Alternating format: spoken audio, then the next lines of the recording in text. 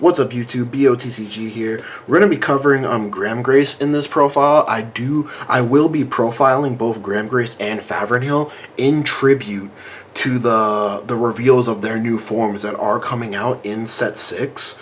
So, and possible new support. We still haven't seen if they're going to get any additional support cards. I sure hope so.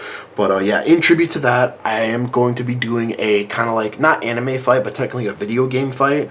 Because these decks like came from the Switch game, and the characters are from the Switch video game, not from the main anime itself. But yeah, I already profiled Favrenhill. If you haven't checked that out, go ahead and check that out. The match video is going to be posted either before or after these profiles. I'm not too sure, but go ahead and check that out as well. And guys, don't forget to like, comment, and subscribe. I really do appreciate all the help that y'all have been giving me this year, especially towards the end of it, since we did struggle a little bit, but we're back on track, guys. Let's go ahead and get into this profile.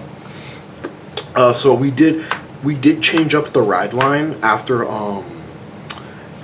in the match video. I was playing a different ride line than this, but this ride line was just way better since it requires no commitment from you. We were playing the grade 1 for the OG Alden ride line. They should have to reveal 3 different grades, and then top 5 for a grade 1 or less. And then if you call to nothing from that, you pull them out from Soul. This is just better because it just helps seal up the cracks of the problems of this deck. This deck has a problem keeping boosters, so this was like a really good sub-in into the ride line. And Blaster Blade was just like a very good grade 2 for the ride line, in terms of you don't have to commit anything to make the Blaster Blade good. If your opponent's rushing you, you could pop a card. If they decide not to commit anything at all, you get to draw a card for a CB. So a really good switch of the ride line in my personal opinion. But let's go ahead and get into the deck profile, guys. So first off, we're going to go over our Persona Ride, since this deck does revolve around Persona Riding. 1 copy of the Grail, and then 3 copies of Persona Ride. This deck really doesn't work if it doesn't Persona Ride, because its main gimmick is it adds Persona Ride power to the front row. Well, front row and back row get Persona Ride power, and that's the main gimmick of the deck, in turn with its multi-attacking from the center back row column. But it really doesn't work if you don't Persona Ride, and you really do need a Persona Ride, especially if you go first.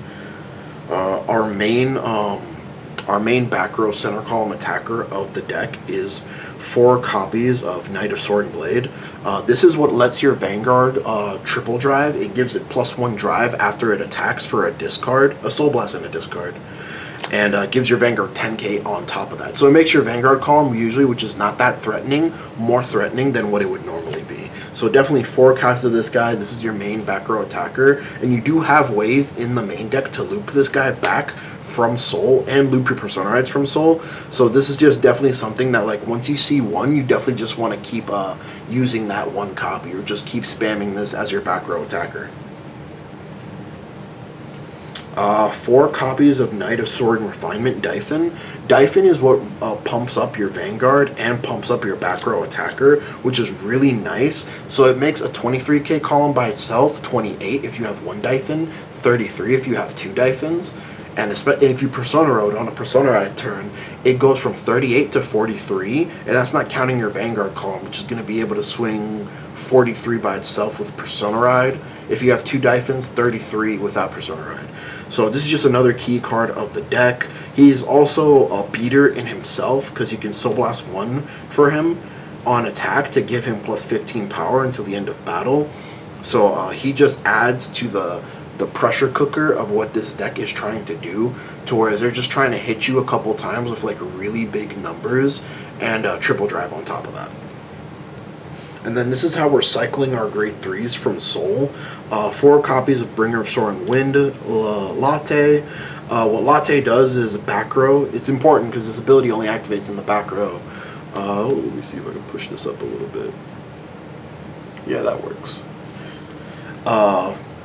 If you have Vanguard of GRAMGRACE in his name, retire this, choose a grade 3 unit card from your Soul, and put it into your hand. So this is how you're able to loop back your Persona Rides, and how you're able to loop back your Soaring Blade Knights. And that's it for the main deck support of GRAMGRACE. To be fair, GRAMGRACE has one extra archetype card over Favrenhill, so curse you, GRAMGRACE. Why do you have one extra archetype card than my boy? But we're going to get into the generic cards that supplement what this deck is already trying to do. So 4 copies of Turner. Turner is, well, actually, let me get these out of here.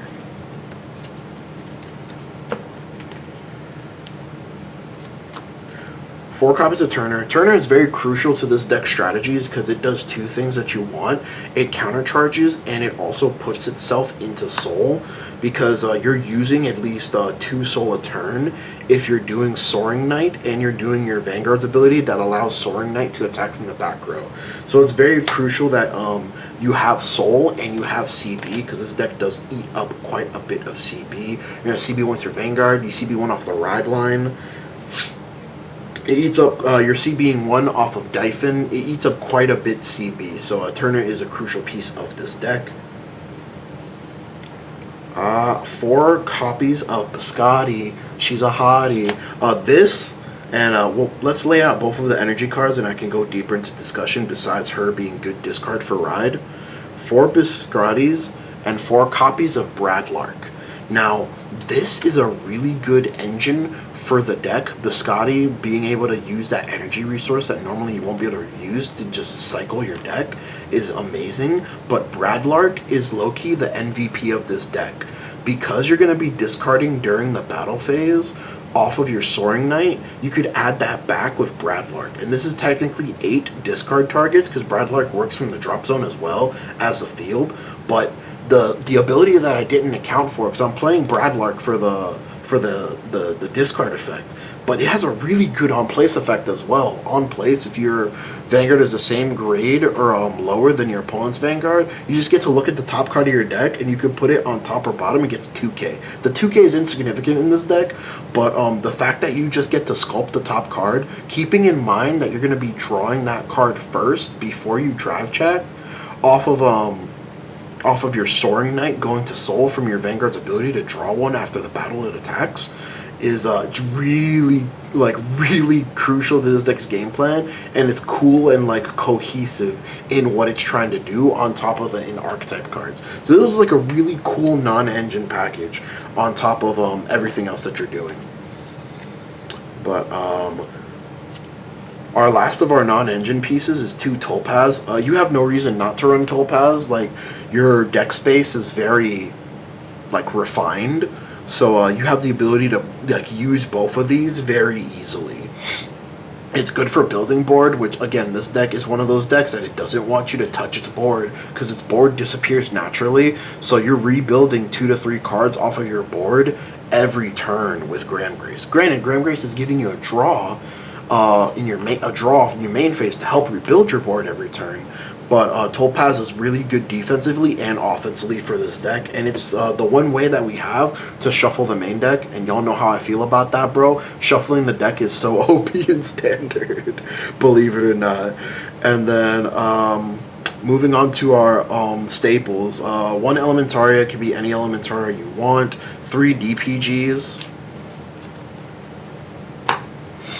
triggers. Playing blue OT in this deck, you can play any other OT except for Keter OT. The Keter OT doesn't really work with this deck because more often than not, besides your Soaring Knight, which will always attack before your Vanguard, your front row rear guards are grade 2s more often than not. So you really won't be getting that much of an added benefit from drive checking. And this deck, generally, you draw a lot with this deck, which you have to because it's very piece reliant. So the added drive checks would be more of a detriment than a benefit. But you can play any other overtrigger except that overtrigger you want for this deck. I'm just playing blue OT because it's a crit and it adds a card back, which really helps since this deck is so piece heavy. 3 effect draws. You really want to draw into your pieces. 4 into soul crits, 4 vanilla crits, and 4 vanilla heals. So that's pretty much it for the deck. I would put GRAMGRACE in the same vein that I would put Favernial, as in I don't think that this deck is a particularly good deck right now in this current metagame climate. Is it a deck that can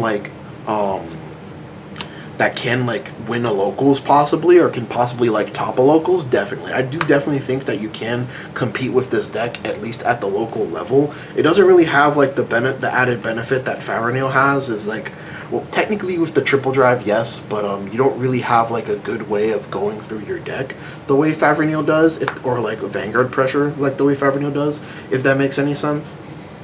But yeah, I do think that this is the deck you can compete with at the local level, but anything more than that, I would say no, this is just not really that good of a deck for this current climate. Don't forget to like, comment, and subscribe, guys. A little bit of a longer one than usual. I do like to keep these profiles a little bit short, but yeah, you're going to be seeing more comment. Yes, I want you to comment, but you're going to see more content from me moving on this week. It's going to be a full week, guys. So y'all have a great night.